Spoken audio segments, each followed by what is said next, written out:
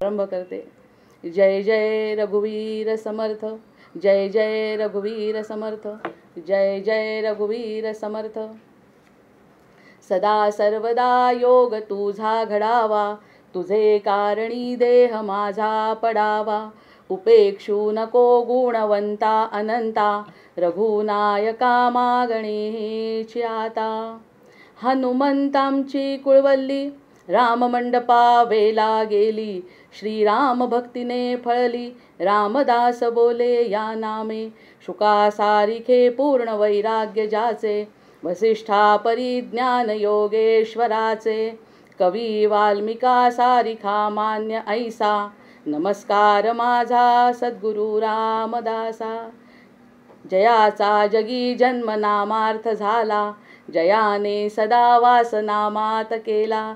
जयाच्या मुखी सर्वदा नाम कीर्ती, नमस्कार त्या ब्रह्मचैतन्य मूर्ती. नेत्राने गुरुराज मूर्ती आपुली, मी जे धवा पाहिली. तू विष्णू शिव तूच दैवत मला, तू तात तू माऊली. झाला भाव मनात या मग करू कोणास पाचारण. प्रल्हादा गुरुराजया नित तुम्हा, माझे असो वंदन, माझे असो वंदन. आदौ राम तपोवनादिगमनं हत्वा मृगं काञ्चनं, वैदेही हरणं जटायुमरणं, सुग्रीव संभाषणं. वाली निर्दलनं समुद्रतरणं, लंकापुरी दाहनं. पश्चाद् रावण कुंभकर्ण हननं, एतद्धि रामायणं. जय जय रघुवीर समर्थ, जय जय रघुवीर समर्थ. रत्नैकल्पितमासनं हिमजलैर्स्नानं च दिव्याम्बरं, नानारत्नविभूषितं मृगमदामोदाङ्कितं चन्दनं. जाति चम्पकबिल्वपत्ररचितं पुष्पं च धूपं तथा, दीपं देवदयानिधे पशुपते हृत्कल्पितं गृह्यतां. सौवर्णे नवरत्नखण्डरचिते पात्रे घृतं पायसं, भक्षं पञ्चविधं पयोदधियुतं रम्भाफलं पानकं. शाकानामयुतं जलं रुचिकरं कर्पूरखण्डोज्ज्वलं, ताम्बूलं मनसा मया विरचितं, भक्त्या प्रभो स्वीकुरु. छत्रं चामरयोर्यजं व्यजनकं चादर्शकं निर्मलं, वीणाभेरिमृदङ्गकाहलकला गीतं च नृत्यं तथा. साष्टाङ्गं प्रणतिस्तुतिर्बहुविधा हे तत्समस्तं मया, संकल्पेन समर्पितं तव विभो पूजां गृहाणः प्रभो. आत्मा त्वं गिरिजामतिः सहचरा, प्राणात् शरीरं गृहं. पूजा ते विषयोपभोगरचना, निद्रा समाधिस्थितिः. सञ्चारः पदयो प्रदक्षिणविधिः, स्तोत्राणि सर्वा गिरौ. यद्यत्कर्म करोमि तत्तदखिलं, शम्भो तवाराधनम्. ओम नमः शिवाय, ओम नमः शिवाय, ओम नमः शिवाय. अशा पद्धतीने राम आणि शिवाची आराधना करून आपण आजच्या या निरूपणाला प्रारंभ करू. निरूपण अर्थातच श्रीराम मंत्रांचं आहे ना. निरूपण अर्थातच श्रीराम मंत्रांचं आहे. आणि श्रीराम मंत्रांचं जे निरूपण आहे समर्थांचं, ते समजण्यासाठी आपले सद्गुरू रोज आपल्याला मार्गदर्शन करतात की काय, असं आता वाटायला लागलाय. आधी करतच होते. कृपया जास्त स्टिकर्स पाठवू नका, कृपया स्टिकर्स पाठवू नका. आपल्याला आधी सद्गुरू खूप मार्गदर्शन करत होते सगळ्यांना आधी, पण ते डोळ्यांनी दिसत नव्हतं ना. जे डोळ्यांनी दिसत नसल्यामुळे हा सगळा प्रश्न होता. त्यामुळे आपण म्हणतोच ना की मंत्रे तीर्थे द्विजय देवे, दैवेज्ञे भेषजे गुरव. यादृशी भावना यस्य सिद्धिर्भवती तादृशे. जशी जशी भावना असेल तसं तसं समोरचं दिसतं, तेच मनात येतं आणि तेच दृष्टीस पडतं. आणि ते पडावं त्यासाठी विचारा इतकं देखणं काही नाही. त्यामुळे आपले विचार त्या दृष्टीने वळवणं हे एकच कार्य आपल्या हातात आहे. आता बघा, सद्गुरूंचे विचार बोलण्याचं आपण ठरवलेलं नाही, पण जो विचार त्या दिवशी त्या स्तोत्राच्या संबंधित असतो, मागे आणि पुढे बघा पुन्हा गंमत आहे. मागे जशी गंमत होती तशीच आजही गंमत आहे. मागे आणि पुढे मी म्हणते, त्यांनी ऐकणाऱ्यांच्या ते लक्षात येईलच की 16 जूनचं जे प्रवचन आहे त्यातला काही भाग, जास्त भाग घ्यायचा ठरवला तरी 1 तासाचं निरूपण होईल, पण आपल्याला मंत्रांकडे जायचं असल्यामुळे आधी सद्गुरूंची आज्ञा घेऊ, आधी सद्गुरूंचं वचन बघू. म्हणून आपण म्हणतोय ना, मंत्रे तीर्थे द्विजे देवे दैवज्ञे भेषजे गुरौ यादृशी भावना यस्य सिद्धिर्भवती ज्या तादृशे. हा एवढा सुंदर असा महामंत्र हातामध्ये घेऊन, म्हणजे ही गोष्ट सत्य आहे, सुभाषितकार म्हणतात तसं ते सत्य आहे हे लक्षात घेऊन आज 16 जूनचं जे सोमवारचं प्रवचन आहे महाराजांचं, ते बघा, परमार्थ श्रद्धेने करावा, परमार्थ श्रद्धेने करा. उदाहरण इतकं सुंदर दिलंय त्यांनी. आपण जन्माला आलो ते भगवत प्राप्ती करताच आलो, हेच तर मुळात समजत नाही. हा जरी याच्यावर जरी निरूपण करायचं ठरलं तरी 1 तास जाईल, आपल्याला समज नाही. म्हणून म्हटलं ना, यादृशी भावना यस्य सिद्धिर्भवती तादृशे. ज्या क्षणी आपल्या मनामध्ये भावना निर्माण झाली की त्या भावनेप्रमाणे आपल्याला सत्याचं फळ मिळू शकतं. मग त्यांनी म्हटलंय, भगवत प्राप्ती करताच आपला जन्म आहे. आतापर्यंत मी पुष्कळ योनी हिंडलो, भगवंताने मला मनुष्य योनीमध्ये आणले. भगवंता आता नाही तुला विसरणार, आता भगवंता आता मी तुला नाही विसरणार असे कबूल करूनही आपण जन्माला आलो नाही, तर लगेच तू कोण असे म्हणू लागलो. मला वाचणं थोडं कठीण जातं, निरूपणाची सवय असल्यामुळे वाचण्यात थोडासा कष्ट होतो. की आपण म्हणतो तू कोण असं म्हणायला लागलो, ताबडतोब संत आपल्याला तोच मी असे भगवंताजवळ कबूल करून त्याची आठवण करून देतात. आणि ही आठवण करून देण्याचं कार्य संत करत असतात. मी कोण विचारत, तू कोण आहे हे सांगत तुझा जन्म झालाय आणि भगवत प्राप्तीसाठी तुझा जन्म झालाय हे तू विसरला. पण संतांनी जागे केले तरी आम्ही पुन्हा तोंडावर पांघरून घेतो, याला काय करावे. झोपेचे सोंग घेतलेल्याला जागे करणे कठीण जाते. पुष्कळ तीर्थयात्रा केल्या पण होतो तसाच राहिलो, यात दोष गंगेचा का माझा. प्रश्न विचारतायत सद्गुरू. गंगेच्या काठी कितीतरी लोक येतात, स्नान करतात, पूजा अर्चा करतात, मग हे कलियुग आहे असे का म्हणावे. कलियुग कसं, जर गंगेच्या ठिकाणी सगळेजण येऊन स्नान करतात तर याला आम्ही कलियुग कसं म्हणायचं असं एकाने म्हटलं. त्यावरती दुसरा त्याला म्हणाला, याचे प्रत्यंतर मी समोरच दाखवतो तुला, म्हणून मी वाचते हे. आता प्रत्यंतराच्या शिवाय विज्ञान सिद्ध होत नाही. प्रत्यंतर दाखवावं, सद्गुरूंचे शब्द पटवायला सुद्धा एकमेकांना उत्तरं द्यावी लागतात आहे. दुसरा म्हणतो याचे प्रत्यंतर तुम्हाला देतो. समोर एक रक्तपिती झालेला माणूस बसला आहे, त्याला जो पापी नसेल त्याने कवटाळावे, म्हणजे त्याची रक्तपिती जाईल. पण एवढे होईल की जर कवटाळणारा माणूस पापी असेल तर त्याला त्या माणसाची रक्तपिती लागेल. असे समजल्यावर जो तो हळूहळू तिथून पसार होऊ लागला. म्हणजे एवढे नेमनिष्ठ विद्वान, गंगामाईंचे रोज स्नान करणारे, तरी आपले अंतःकरण शुद्ध झाले आहे असे कुणालाही वाटले नाही. बरं, एवढ्यावर गोष्ट थांबत नाही. तेवढ्यात वराडकडचा एक गरीब माणूस आला. वराडाकडचा एक गरीब शेतकरी घोंगडी पांघरून हातातली काठी टेकीत येत होता. त्याची निष्ठा अशी की गंगेत स्नान केले की सगळे पापे नष्ट होतात. यादृशी भावना यस्य सिद्धिर्भवती तादृशी. हा जो श्लोक आहे तेच. त्याला वाटलं की गंगेमध्ये जर आपण स्नान केलं तर आपली सगळी पापं नष्ट होतात, हे त्या गरीब माणसाला वाटलं. त्याने गंगेत बुडी मारली आणि वर येऊन त्या रोग्याला कडकडून भेटला, ज्याला रक्तपिती झाली आहे. याचं कारण काय. त्याला हे पटलं की गंगेमध्ये स्नान केल्याने पाप नाहीसं होतं. जय जय रघुवीर समर्थ, हे त्याला पटलं. नाहीसं होतं किंवा नाही हा नंतरचा मुद्दा आहे. आणि त्याला ते पटलं. त्यांनी त्याला कडकडून मिठी मारली. अर्थात काय घडलं, आणि आश्चर्य म्हणजे त्या रोग्याचा रोग बरा झाला. असे हे जे गोर गरीब भोळे भाबडे लोक त्यांच्याजवळ अंधश्रद्धेने जे येते ते मोठ्या विद्वानांनाही साधत नाही. जे अंधश्रद्धेने येतं ते मोठ्या विद्वानांनाही साधत नाही. आपण व्यवहारात पुष्कळ ठिकाणी अंधश्रद्धा ठेवतो. आपण घरून उदाहरण दिलं, आता त्यासाठी एक छोटंसं, पूर्ण प्रवचन घेत नाही, एक छोटंसं उदाहरण दिलं ते अगदी पटण्यासारखं आहे. त्यांनी म्हटलं की आपण किती ठिकाणी अंधश्रद्धा ठेवतो, देवावर नाही ठेवत, इतर ठिकाणी अंधश्रद्धा ठेवतो. घरातून कचेरीला निघताना वेळेवर आपण पोचू अशी अंधश्रद्धा आपली असतेच की नाही.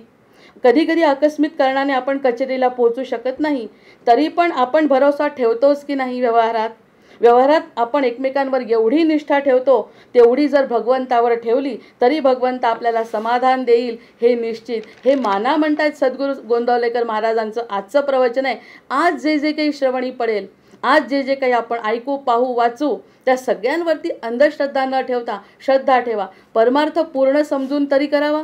एक तर पूर्ण समजून करावा ज्ञानाने किंवा अडाण्यासारख्या श्रद्धेने करावा, दोनपैकी कोणत्याही पद्धतीने करावा. हा मधला जो भाग आहे तो नको. पण आपण अर्धवट म्हणजे पूर्ण कळलेले नसून आपल्याला ते कळले आहे असे वाटते अशा माणसाच्या शंका फार, आणि त्यांचं समाधान करणे हे फार कठीण जाते. महाराजांना त्रास होतोय. अमुक एक खरे आहे असे कळून सुद्धा ज्याला आचरणात आणता येत नाही तो मनुष्य खरा अज्ञानी.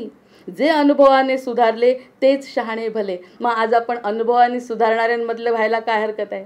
म्हणजे आज जे आपण ऐकू, जे काही मंत्र श्लोक आपण ऐकणार आहे त्या मंत्रांवरती पूर्ण श्रद्धा ठेवून जर सद्गुरूंची कृपा आपल्यावर झाली तर आपण ज्ञानीमध्ये गणल्या जाऊ. ज्ञानानी जे कळतं, जे भक्तीनी कळतं ते कळल्या जाईल. अर्धवट परमार्थ आम्हाला करायचा नाही असं सद्गुरूंचं वचन आहे आजच्या तारखेचं. परमार्थामध्ये अंधश्रद्धेची मुळीच गरज नाही, पण तेथे श्रद्धेशिवाय मुळी चालायचे नाही. जय जय रघुवीर समर्थ. आता इतकं गोड वचन आपण ऐकलं. इतक्या गोड वचन ऐकल्यानंतर तरी कमीत कमी श्रद्धा ठेवावी. तळमळ कशाची आहे सद्गुरूंना? तळमळ कशाची आहे समर्थांना? मंत्र देण्यामागे तळमळ कसली आहे? त्यांचं स्वतःचं कल्याण झालेलं आहे. पण आजच्या दिवशी त्यांना असं वाटत असेल 16 जूनला की आजचं हे बोलावं, आणि त्यांनी ते मनापासून बोललं, आणि ते श्रीराम मंत्राशी संबंधित आहे हे निश्चित. श्रीराम मंत्र हरे राम हा मंत्र सोपा जपा रे, अतिशय सोपा मंत्र दिला. पण तो जर आपल्याला पटला नाही, आपण त्याप्रमाणे वागलो नाही, तर तो जो पहिला श्लोक आहे यादृशी भावना यस्य सिद्धिर्भवती तादृशे, हा खोटा ठरेल. आणि आपल्याला सत्य खोटं ठरवायचं नाही. सत्य एकमेवाद्वितीय आहे, आणि त्या सत्याला खरं करायचं असेल तर आपण आपली मती बदलवायला पाहिजे. एकदा का मनाचे श्लोक आपण म्हटले, पूर्ण केले, दासबोध ऐकला की आत्मारामाकडे आज आपण वळतोच आहे. ह्या सगळ्या गोष्टींचा जो प्रवास आपण नीट अगदी निरखून पाहिला तर हरे राम हा सोपा मंत्र, फक्त सोपा शब्द आपण मनापासून जर म्हटला तर त्या श्रद्धेचं फळ सत्य संकल्पाचा दाता श्रीराम, याप्रमाणे दाता श्रीरामच आहे. श्रीरामच आपल्याला ते फळ देणार आहे. तुझ्या दासबोधासी त्वा बोध व्हावे. जय जय रघुवीर समर्थ. ही जी प्रस्तावना मंत्रांची आहे, खरं मंत्रांच्या प्रस्तावनेला गरज आहे का? अथातो ब्रह्म जिज्ञासा. कोणताही मंत्र आणि कुठूनही सुरू झाला त्याला प्रस्तावनेची गरज नाही. त्याला सुरुवातही नाही आणि शेवटही नाही. असं आपण शिवाचं चरित्र आपण बघितलं, सुरुवात नाही शेवट नाही. पण आपण जिथे पकडू शकू त्याला, जिथे कुठे पकडलं तिथून आपण श्री गणेशा करायला काय हरकत आहे? जिथे कुठे आपल्याला पकडता येतं तिथे पकडायचं आहे, कारण ते पाहतं पाणी आहे. पूर्वापार चालू आलेलं ते ज्ञान आहे, आणि त्या ज्ञानामध्ये जर आपल्याला डुबकी घ्यायची असेल तर कुंभाला जाणे आणि या सगळ्या गोष्टी करणे हे केव्हा शक्य आहे? जेव्हा ती गंगा मला खरंच माता वाटेल, जेव्हा ती पाणी मला खरंच पवित्र वाटेल, जेव्हा माझ्या मनात येईल की माझं पाप खरंच ती धुते आहे, ती धुणार आहे. ह्यावरती विश्वास जर असेल तर हा जो सोपा मंत्र दिला तो कठीणही दिला तरी माणूस करतो. ध्रुवानी कठीणही तपश्चर्या केली आणि सोपंही वाल्मिकांनी राम म्हटलेलं आहे. दोघांनाही सारखंच फळ आहे. ह्यातून फक्त आपल्या बुद्धीला झेपेल, आपल्या बुद्धीला पटेल आणि आपल्या शरीराला पटेल असं आपण मनापासून जर एखादी गोष्ट केली तर सत्य संकल्पाचा दाता श्रीराम असल्यामुळे त्या सगळ्या गोष्टींचं फळ, चांगल्या आणि वाईट गोष्टींचं फळ निश्चित मिळतं. निदान हे तरी आपल्याला आज पटलं पाहिजे. आता ही झाली आपली गोंदावलेकर महाराजांच्या आशीर्वाद परवचनांनी आपल्या या श्लोकांची किंवा कोणत्याही गोष्टीची सुरुवात. श्लोकच म्हणून नाही, श्लोक हा निरूपणाचा विषय आहे, त्यामुळे आपण त्याची प्रस्तावना म्हणतो. प्रत्यक्षामध्ये त्यांचं जे वाक्य आहे ते ब्रह्मवाक्य आहे, ते त्या दिवशी लागू पडणार नाही असं होणारच नाही. एकदा तर असं घडलं, मला समजत जेव्हा नव्हतं, काहीच कळत नव्हतं की काय तेच येत आहे. एकादशीला तेच येत आहे, 1 तारखेला एक आहे, 2 तारखेला, ह्या 1 जूनला जे आलं ते पुढच्या 1 जूनला कसं लागू पडेल, इतक्या भयंकर शंका. त्यावेळी आपण म्हणतो अज्ञानी आणि अंधश्रद्धा. ज्या ठिकाणी आपली पूर्ण श्रद्धा नसते, अर्धवट ज्ञान असतं, तसं घडतं. आणि आता बाकी प्रत्यक्ष कळायला लागलंय की त्या दिवसाला महाराजांची किती तपश्चर्या त्या शब्दांच्या मागे आहे. हे शब्द देण्यामागे समर्थांची काय तपश्चर्या आहे हे जेव्हा कळतं, त्या कळण्यातून जी काही आपली देहबोधी बदलते किंवा देण्याची इच्छा तयार होते, तेच म्हणजे रामतत्व आहे. जय जय रघुवीर समर्थ. आता आपला 16वा जो श्लोक झालाय, नको फार मंत्राग्नीच्या मंत्र दीक्षा, नको फार मंत्राग्नीच्या मंत्र दीक्षा, नको जारणा मारणादी अपेक्षा, कळायुक्त चातुर्य तेवी कळा रे, हरे राम हा मंत्र सोपा जपारे. हे आपण बोललंय. मागचं विवरण यावरती झालंय की ज्या ठिकाणी चातुर्य भगवंताला चालत नाही, चातुर्य नाही चालणार की ही विकळ आहे. जे काही तुम्ही चुकीचं आणि नाटकी आणि पद्धतीने करताय खोटं, जे इतरांना ते खरं वाटत असेल पण ते मला खरं वाटत नाही, ती विकळा आहे. ते समर्थांना रामाच्या पर्यंत नेणारं वाटत नाही. त्यामुळे त्यांनी स्पष्ट म्हटलं, ही कळा आहे. चातुर्य कला जे म्हणतो ती कला आहे तुमच्याजवळ, पण ती तिथपर्यंत भगवंतापर्यंत नेण्यासाठी कारणीभूत ठरू शकत नाही. नको याग अष्टांग तो रोध प्राणा. पुन्हा तोच शब्द आहे की कोणत्याही प्रकारचा अष्टांग योग साधणे ते सुद्धा प्रत्येकाला शक्य नाही. याचा अर्थ कुणीही असा काढू नये. समर्थांनाही ते अपेक्षित नाही की याचा अर्थ तुम्ही करू नका. जे कराल ते मनापासून करा. योग करायचं असेल तर योग करा, पण नको याग तो असलाच पाहिजे यावरती त्यांचा भर नाही. योग नाही केला, ज्ञान नसलं तरी चालणार आहे. नको याग अष्टांग तो रोध प्राणा. नको कृच्छ चांद्रायणी हट्ट जाणा. कुणी कुणी हट्टानी चंद्राची तपश्चर्या करून कडक कडक असे व्रत करतात, चांद्रायणी व्रत. हे सगळ्या प्रकारचे वेगवेगळे व्रत समर्थांना मान्य आहेत. दासबोधामध्ये त्यांनी वेगवेगळ्या प्रकारची जे काही धर्म आहेत ते सगळे सांगितले आहेत. पण फक्त तेच आणि तेच केल्याने तो त्या पदापर्यंत प्राप्त होईल असं नाही. जसं आत्ता गोंदावलेकर महाराजांनी सांगितलं की गंगेमध्ये जरी स्नान केलं तरी सुद्धा गंगा आपलं पाप धुवेल असं सांगता येत नाही. या पुढेही जाऊन योग वसिष्ठामध्ये तर म्हणतायत वसिष्ठ रामांना की जर तुम्हाला क्रियाकर्म मुलांनी केले, तुमच्या मुलांनी संपूर्ण क्रियाकर्म तुमचे केले आणि जर तुमचं मृत्यूनंतर जर तुमच्या आत्म्याला ते वाटत नसतील की माझ्या मुलांनी केले, तर ते फोल आहेत, ते निरर्थक आहेत. मुलांसाठी ते पवित्र पुण्य झालं. मुलांचं कर्तव्य संपलं, मुलांनी केलं. मुलांचं कर्तव्य अतिशय पूर्ण केलं गृहस्थाश्रमातलं. मुलं सुटले, पुण्य त्यांना मिळालं. पण ह्या आत्म्याला त्याचा फायदा होईल की नाही सांगता येत नाही. त्या आत्म्याला जर फायदा व्हायचा असेल तर त्यांनी स्वतः असं वाटायला पाहिजे की माझे मुलं पवित्र आहेत आणि माझ्या मुलांनी ते केलं आणि ती क्रिया मला अतिशय भावली आणि त्या क्रियेमुळे मी मुक्त होतोय. अन्यथा ती क्रिया करून सुद्धा या आत्म्याला मुक्ती नाही. इथपर्यंत सत्य आहे. सत्य इथपर्यंत आहे. दुसऱ्यांवर अवलंबून सत्य असू शकत नाही. सत्य हे फक्त स्वतः हा माझा मार्ग एकला. हा प्रत्येकाने लक्षात घ्यायला पाहिजे. इतके परखडपणे सत्य समजलं पाहिजे. जितकं सत्य लवकर समजेल तितका आपला मुक्तीचा मार्ग मोकळा होतो. मुलांनी करू नये असं म्हणला का अर्थ याच्यातून काढलाय का की कुणीही क्रिया करू नये, कर्म करू नये, दान करू नये, धर्म? अजिबात नाही. त्यांनी त्यांच्यासाठी करावं, त्यांच्या पापपितरांच्या मुक्तीसाठी. त्यांचं पुण्य आहे, कारण त्यांच्या पोटी जन्म घेतलाय, त्यांचं ऋण त्यांच्यावर आहे, त्यामुळे त्यांनी ते करावं. पण त्यांनी ते केलं म्हणून हा जीव मुक्त होईल असं अजिबातच नाही. असं स्पष्ट संकेत प्रत्येक ग्रंथामध्ये आपल्याला मिळतो. मग ह्यावर अवलंबून आहे का गंगेचं तीर्थ कुणासाठी पवित्र आहे? यादृशी भावना यस्य सिद्धिर्भवती तादृशी. ज्यांच्यासाठी ते वाटतं त्यांनाच फक्त, म्हणजे वाटणे बुद्धी ह्यावरच फक्त अवलंबून आहे. म्हणून बुद्धी आणि मनाला बदलवण्यासाठी समर्थांनी आधी मनाचे श्लोक लिहिले. मना सज्जना भक्ती पंथेची जावे. सगळ्यात पहिल्यांदा सांगितलं मना तू सज्जन आहे, मुळात तू सज्जन आहे रे. बोलायला बसलं ना सगळ्याच विषयावर फाटे फुटतात.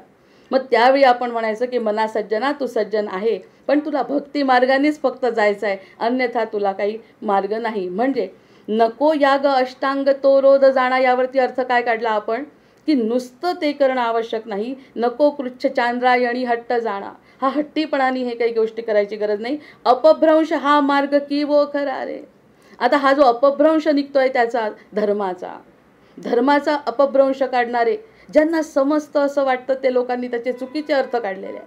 आता तर कलियुगामध्ये तर विचारायलाच नको धर्माचे काय अर्थ काढतील. धर्माचा अधर्म करतात. मग त्यामुळे तो वोखटा, तो खोटा आहे. त्यामुळे सत्यमार्ग केवळ एक आणि एकच आहे. त्याच्यासाठी जर म्हटलं आत्ता या क्षणी जर तू आनंदी राहत नसशील धर्म करून, तर तो धर्मच नाही आहे. धर्म आनंदी करणारा आहे. त्यामुळे तुझं आनंदी असणं ही माझ्या मंत्राची पावती आहे. तुझं जर आनंदी नाही तू, तर ती माझा मंत्र जपलाच नाही आणि जपलाही तरी त्याचं फळ तुला मिळणार नाही. जय जय रघुवीर समर्थ. काय मिळणार नाही हे समजलं की काय मिळेल ह्याकडे सुद्धा मन आकृष्ट होतं. मग नको याग अष्टांग तो रोध जाणा. नको कृच्छ चांद्रायणी हट्ट जाणा. अपभ्रंश हा मार्ग की वो खटारे. हरे राम हा मंत्र सोपा जपारे. समर्थ म्हणतायत की हरे राम हा अतिशय सोपा मंत्र आहे. दिवस रात्र जपत राहा, आपोआप तुझ्या बुद्धीमध्ये पालट होईल आणि सदाचारी आणि सात्विक असं वर्तन तुझं घडेल आणि त्यामुळे तुझी मुक्ती निश्चित आहे. तुझी मुक्ती इतर कशावरही अवलंबून नाही. बाबा आता तरी जागा हो. सद्गुरू गोंदावलेकर महाराज तेच म्हणतायत आज की खोटेपणाने परमार्थ चालत नाही, पण तेथे श्रद्धेशिवाय मुळी चालायचंच नाही. म्हणून म्हटलं सारखे सारखे संबंध गुरूंचं वचन आणि श्रीराम मंत्र येत आहेत. साहजिकच आहे, राम आणि सद्गुरू काही वेगळे नाहीत, त्यामुळे ते कुठे ना कुठे आपल्याला धरणारच आहेत. त्यानंतर हे झाले 16 आणि 17. आता 18वा जो श्लोक आहे, पुन्हा तेच म्हणतायत समर्थ, कदापि घडे ना व्रते यज्ञदाने, कदापि घडे व्रते यज्ञदाने, नसे द्रव्य गाठी करावे जयाने. आता ते प्रश्न विचारतायत की कदापि घडे ना व्रते यज्ञदाने, कधी कधी घडत नाही, व्रत घडत नाही, यज्ञ घडत नाही, दान घडत नाही, नसे द्रव्य गाठी करावे जयाने. ज्याच्याजवळ द्रव्य नाही, प्रत्येकजण द्रव्य घेऊन जन्माला येत नाही, नाही जमत. घडे ना घडे यद्यपि का फुकारे, हे काही त्याच्याच्यानी घडत नाही.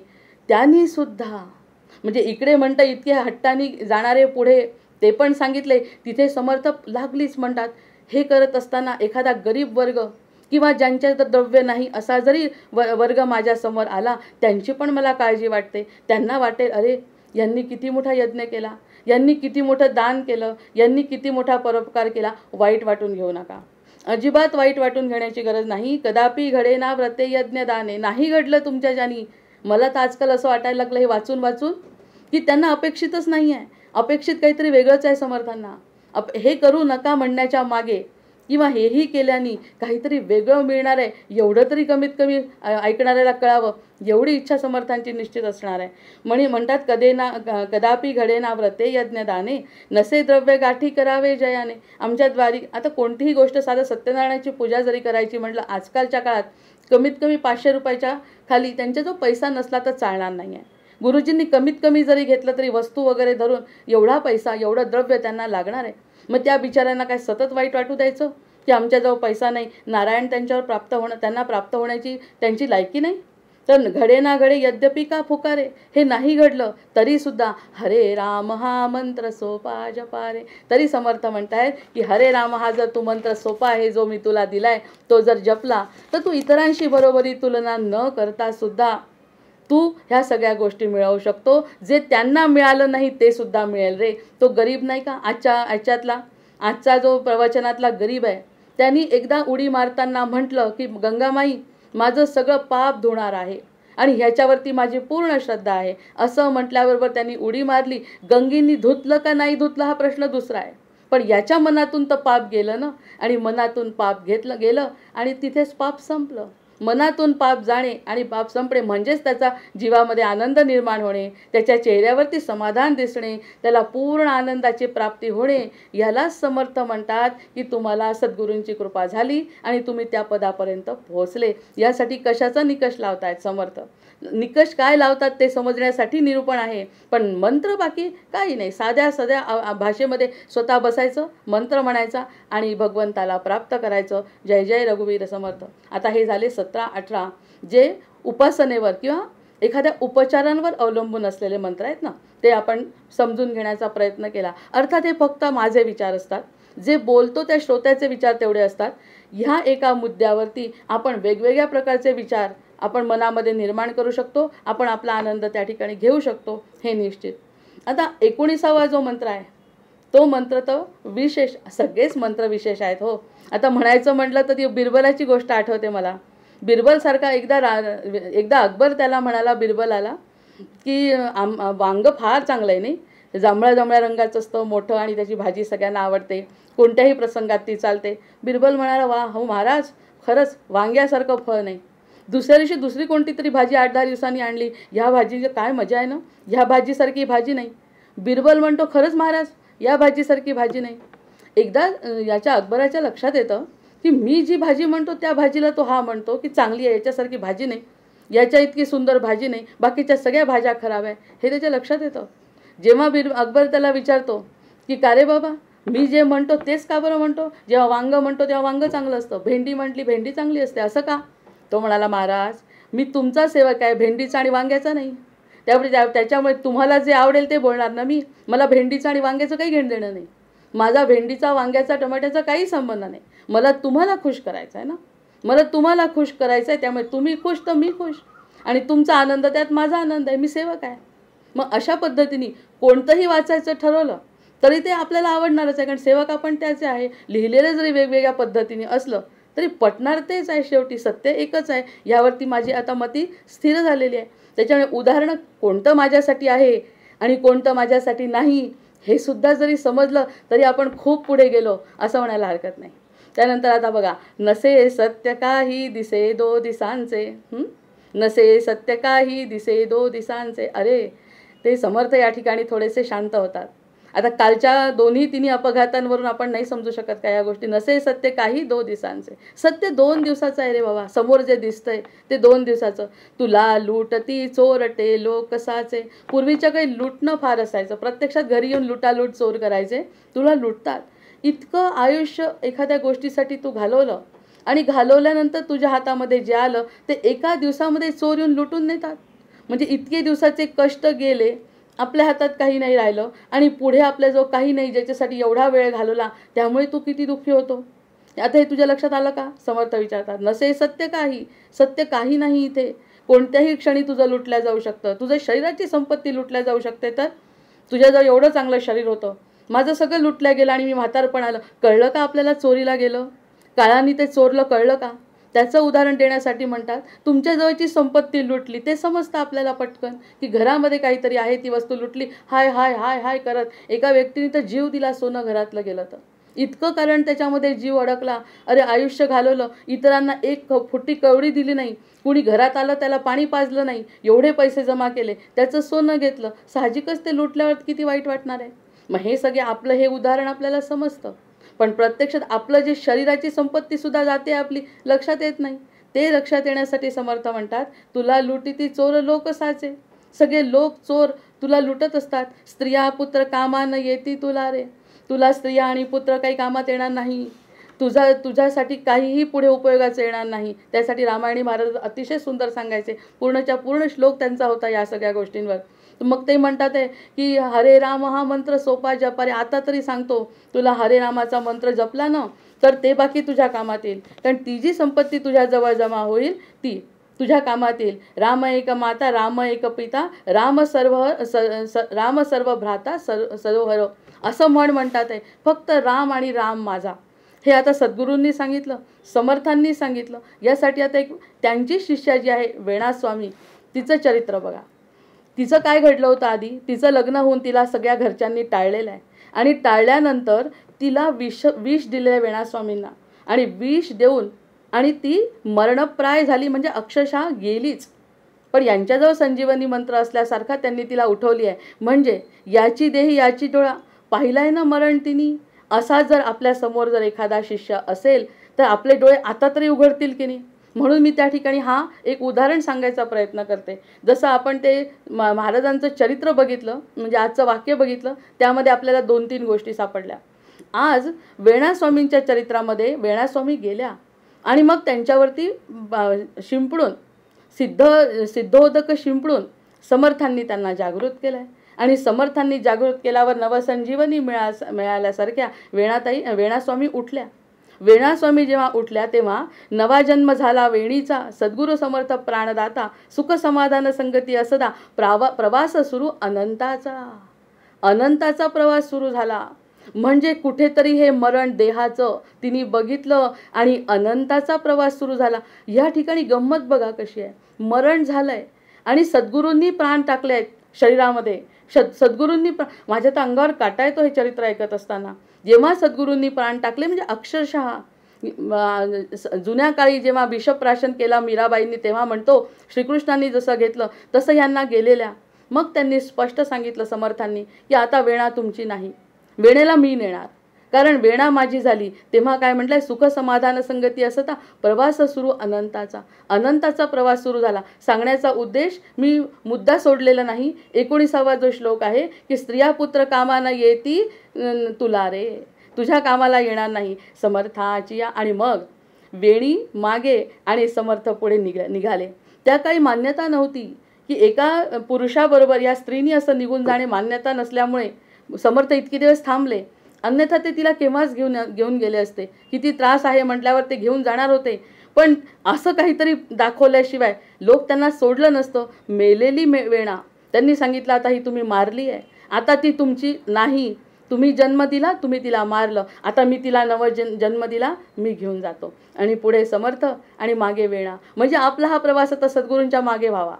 सद्गुरूंनी सांगितलंय ना, हरे राम हा मंत्र सोपा जपारे, आपण म्हणावा आणि अनंताचा प्रवास सुरू करावा. कसा? समर्थाची या सेवका वक्र पाहे, असा सर्व भूमंडळी कोण आहे. जयाची लीला वर्णिती लोक तिन्ही, नुपेक्षी कदा रामदासाभिमानी. जय जय रघुवीर समर्थ. या श्लोकाचा अनुभव घेतलाय वेणास्वामींनी. नुपेक्षी कदा रामदासाभिमानी, कधीही उपेक्षा करत नाही. गेलेली वेणा आणि तिला नवसंजीवन दिलंय. आणि तिला पुढे समर्थ, पुढे वेणाबाई मागे. समर्थ पुढे वेणाबाई मागे निघाल्या. समर्थांनी मागे वळून पाहिलं. वेणाचं शरीर क्षीण झालं. अर्थातच इतके अत्याचार त्या शरीरावर झालेले, तिचं शरीर क्षीण झालं, पण चेहऱ्यावर चैतन्य फुललंय. आज तिला जे हवंय ते मिळालंय. आज तिला जे हवंय ते मिळालंय. समर्थ सद्गुरू स्वतः सोबत घेऊन जातात. आणि लहानपणापासून वडिलांना म्हणत होती. लग्न होऊन जेव्हा नवऱ्यांनी घरी सोडलं तेव्हाच म्हणाली, मला समर्थांचं कीर्तन ऐकावं वाटतं, मला समर्थांचं भजन ऐकावं वाटतं, जाऊ द्या. आई वडील म्हणाले, या काळामध्ये शक्य नाही. एका त्या जोगड्याच्या मागे गेली तर आमचं कसं होईल? सगळ्या जगात आमची निंदा नालस्ती होईल, तुला कसं पाठवीन? आज तिला ते सगळे शब्द खोटे झाले. अनंताचा प्रवास सुरू झाला. आणि अनंताचा प्रवास सुरू झाल्याबरोबर सद्गुरूंच्या सहवासात चैतन्याचे झरे वाहती आपोआप. तिच्या चेहऱ्यावरचं जे तेज आहे, जे चैतन्य आहे, शरीराशी काही घेणं देणं नाही. आता म्हटलंय, स्त्रिया पुत्र नसे सत्य काही दिसे 2 दिवसांचे. 2 दिवसाचं सत्य काय ते वेणाला दिसलं. तुला लुटीती चोरटे लोक सारे, चोरलं तुला चोरट्यांनी. स्त्रिया पुत्र कामा न येती तुला रे, नवऱ्यांनी सोडलं, सासूंनी सोडलं, आणि आता तू कुणाच्या मागे गेली आहे? समर्थांच्या. आणि समर्थ चरित्र आहे आणि समर्थांचे श्लोक आहे. याच्यासारखी गंमत, याच्यासारखा योगायोग नाही. समर्थ म्हणाले, बाळ आता तू अंबाबाईच्या देवळात जा कोल्हापूरला. आणि अंबाबाई जणू भक्तांच्या आणि ती जेव्हा तिथे पोहोचली, जशी ती कोल्हापूरला पोहोचली, सुदाम्याच्या मागे जसे कृष्ण धावत आले तसे वेणाबाईंसाठी स्वतः महालक्ष्मी धावत आल्या. जय जय रघुवीर समर्थ. काय हा आनंदाचा सोहळा आहे. शेवटी वाटतं तेच घडतं ना.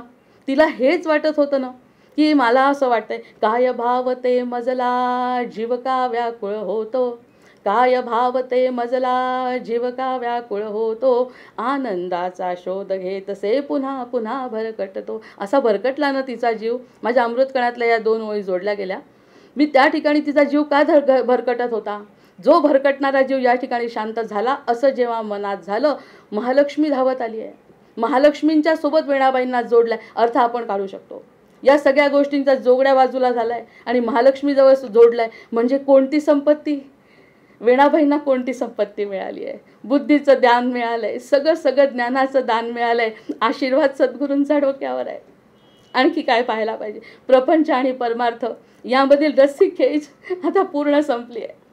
प्रपंच आणि परमार्थ ही रस्सीखेचच तर संपायला पाहिजे आपली. ही जे गोंधळ मनाचा, ब्रह्मचैतन्य म्हणताय तुमचा गोंधळ आहे, अर्धवट तुमचं ज्ञान आहे, ते ज्ञान मला आवडणार नाही. सार्थकतेची गुरुकिल्ली गवसली. सद्गुरूंचा वरदहस्त आणि रामरायांच्या स्मरणात वेणाबाई चिरंजीव झाल्या. जय जय रघुवीर समर्थ. अशा चिरंजीव वेणाबाई, इतकं चरित्र असताना, इतके समर्थ असताना, इतके चैतन्य आपल्याला समोर ब्रह्मवाक्य देत असताना, आपल्याला हरे राम हा मंत्र सोपाच्या पेर समजू नये, आपल्याला त्याची किंमत कळू नये. आणि जर आपल्याला त्याची किंमत कळली नाही तर आपल्यासारखे काय म्हणू आपण, कर्मदरिद्री कुणी नाही. समर्थ माधुकरी घेऊन आले. समर्थ माधुकरी घेऊन आले. आता ती माधुकरी आणली म्हटल्यावर सुद्धा मन भरून येत आहे. समर्थांनी माधुकरी आणली. कुणासाठी? वेणेसाठी. झोळीतील माधुकरी काढली, नैवेद्य दाखवला, साऱ्यांनी प्रसाद घेतला. समर्थ मसूरला जायला निघाले. जाता जाता रस्त्यात म्हणत होती, कैचे घर कैचे दार, कैचे घर कैचे दार, मिथ्य सकळ ही व्यवहार, अंती सोयरा रघुवीर, का बोललासी श्रीराम. केव्हा जाईल न श्वास, राहे ते घर पडले ओस, ये कुडिया उपजेल त्रास, का बोललासी श्रीराम. संसार पाण्याचा बुडबुडा, त्याचा नको करू ओढा, तू का समजशी न मूढा, का भुललासी श्रीराम. रामदासांचे जीवन तू का न करसी साधन, राम तोडील भवबंधन, का भुललासी श्रीराम.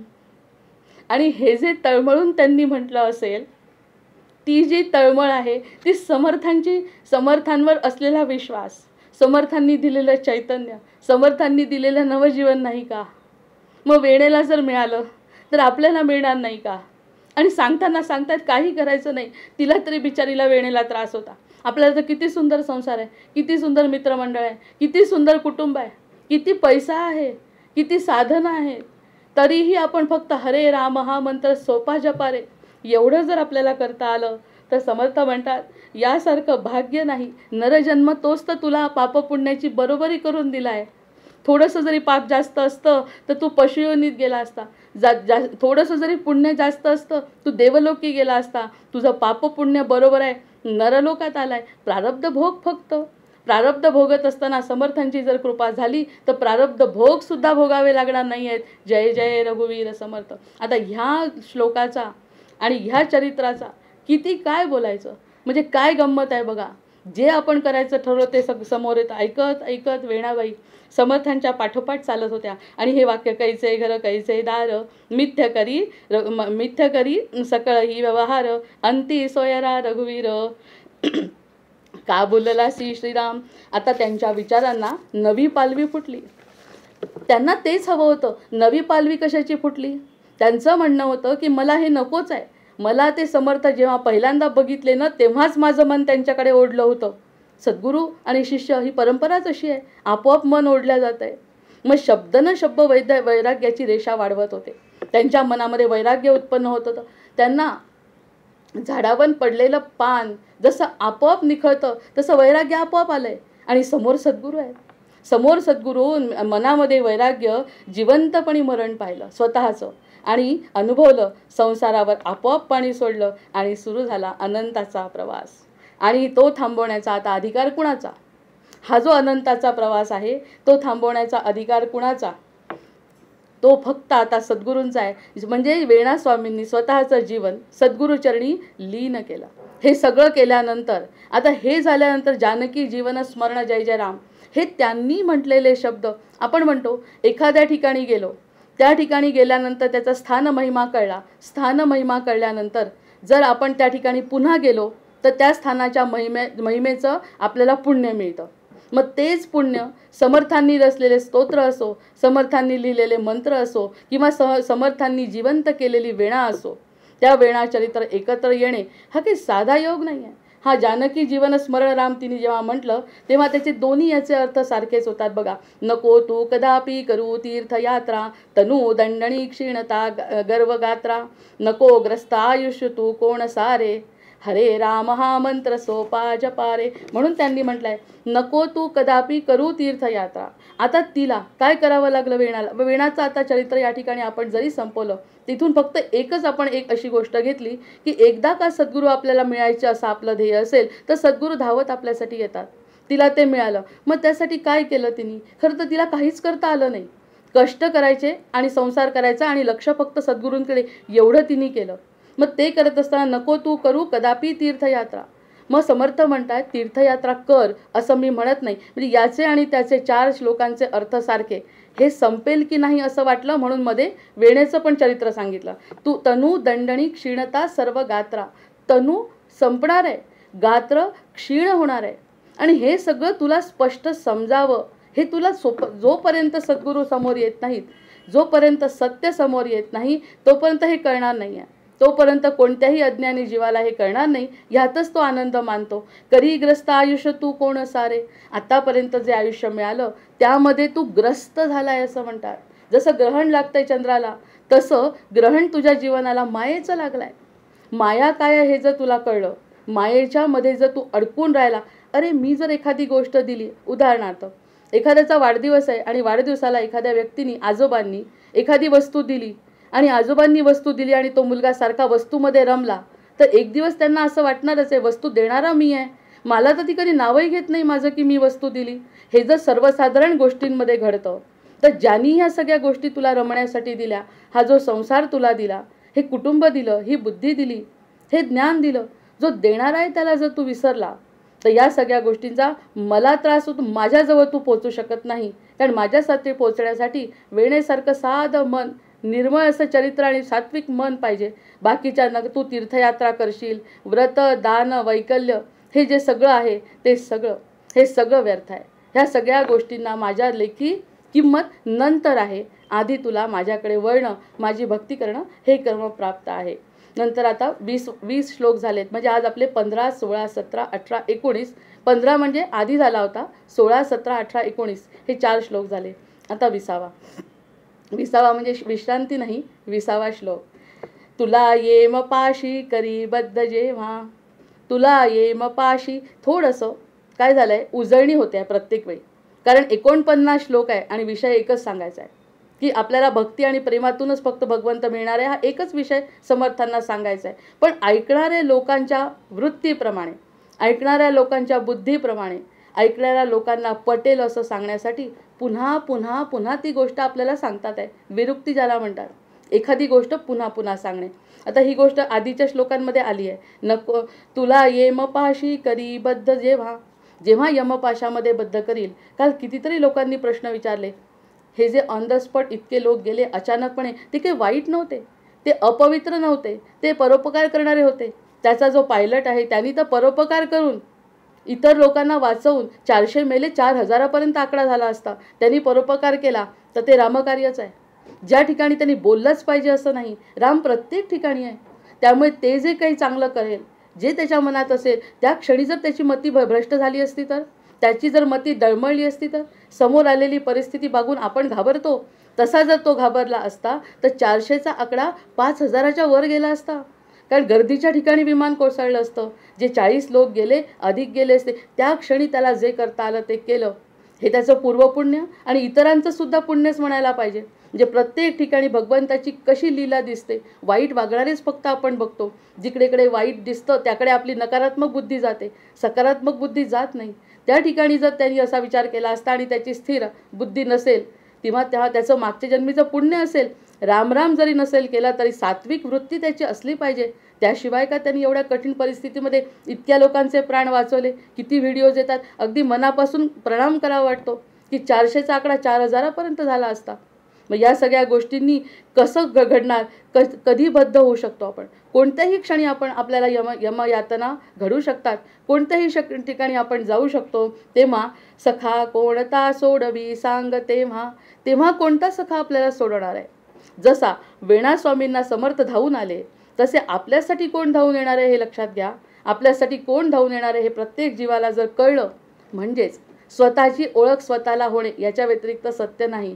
मी कोण आहे, मी फक्त हा देह नसून त्या देहावर तर अगदी शिवतत्वामध्ये पूर्ण निरूपण आपण केलं आहे. निरूपण म्हणण्यापेक्षा आपण आत्मपरीक्षण म्हणू, चर्चा म्हणू, त्यावरती झाली आहे की मी कोण आहे, मी हा नाही म्हणजे मी तो आहे. जय जय रघुवीर समर्थ. मी जो आहे तो मी समजते, तो मी नाही असं मला पटलं म्हणजे मला माझा शोध लागला.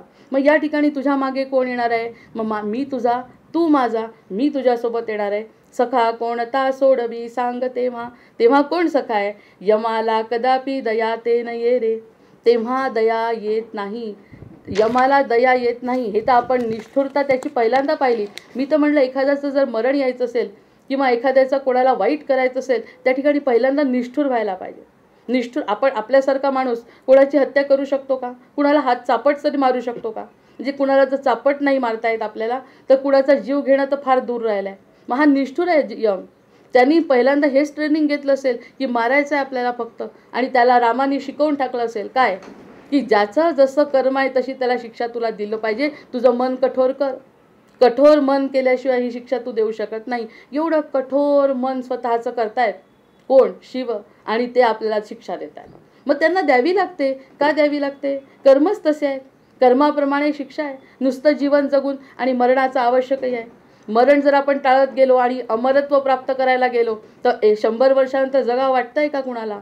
जगावं वाटत नाही. तेव्हा पुन्हा शिवाजी आराधना करणारच आहोत आपण की बाबा आता मला सोडव, मला काही जगायचं नाही. म्हणजे दोन्ही पद्धतीने आपण त्यालाच बनणार आहे. मग आतापासूनच त्या गोष्टीची जर जाणीव आपल्याला झाली आणि आपण म्हटलं की आपलं कोणी सोबत येणार नाही, आपलं तिकीट आपल्यासोबत येणार नाही, आपले कर्म आपल्यासोबत येणार आहे, हे जर माहिती असेल तर ते करायचं असेल तर आपल्याला हरे राम हा मंत्र सोपा जपा रे. जय जय रघुवीर समर्थ. त्यासाठी 6वा जो श्लोक सांगितला कफे कंठ हा रुद्ध होईल जेव्हा, अकस्मात तो प्राण जाईल तेव्हा, तुला कोण तेथे सगळे सोय रे रे. हरे राम हा मंत्र सोपा जपा रे. हा 6वा श्लोक होता. आणि 14वा श्लोक सुद्धा तसाच होता. रवी सूत ते दूत विक्राळ येती, तुझ्या लिंगदेहासी ओढून नेती, तुला खंडिती मुंडिती दंडिती रे. हरे राम हा मंत्र सोपा जपा रे. म्हणजे किती विविध पद्धतीने वेगवेगळ्या श्लोकातून आणि कुणाकुणाचं उदाहरण सांगत सांगत, बाबा रे माझ्यावर विश्वास नसेल पण जे सत्य आहे ते सत्य तरी डोळे उघडून बघ, म्हणजे तुला तुझं तुझं काय होणार आहे आणि तुझं काय चांगलं होऊ शकतं हे मी तुला सांगतो. त्यामुळे आता आपण एक शेवटचं त्यांच्या एका गाण्याने या निरूपणाचा शेवट करू. मदमोह लोभ सुसरी किती डंखिती विषारी, मदमोह लोभ सुसरी किती डंखिती विषारी, हे दुःख शांत वाया मांत्रिक राम राया.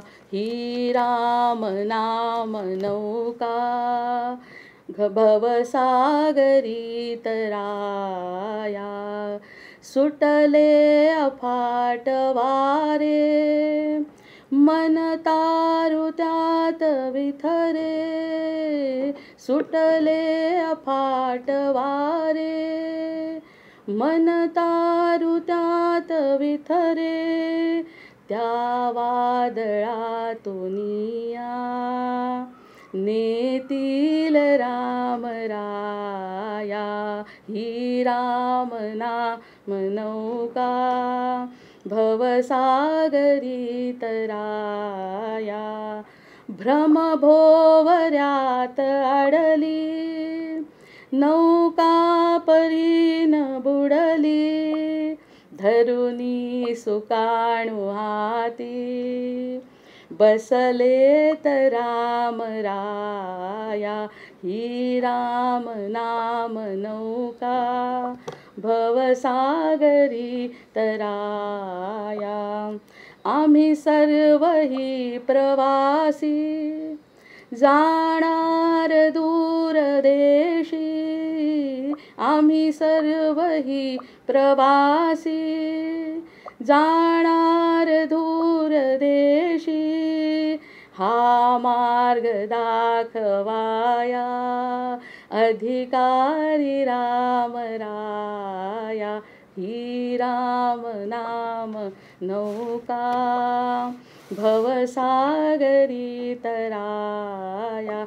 ही राम नाम नौका भवसागरी तराया. भर्जन भव बीजाचे अर्जन सुख संपत्तीचे, तर्जन यमदूताचे राम गर्जन. बोला राम राम राम, बोला राम राम राम, बोला राम राम राम. आवाहनं न जानामि न जानामि तवार्चन, पूजांचैव न जानामि, क्षम्यतां परमेश्वर क्षम्यतां परमेश्वर क्षम्यतां परमेश्वर. जय जय रघुवीर समर्थ. जय जय जय रघुवीर समर्थ. जय श्री कृष्ण. ताई खूप सुंदर असं आपण आज विवेचन केलेलं आहे. रक्तपेशीच्या माणसापासून उदाहरणं देत देत देत देत आपण अगदी शेवटच्या उदाहरणापर्यंत आपण आलात. वेदनाथ स्वामींचं खूप चारित्र्य सुंदर असं आम्हाला वर्णन करून सांगितलं.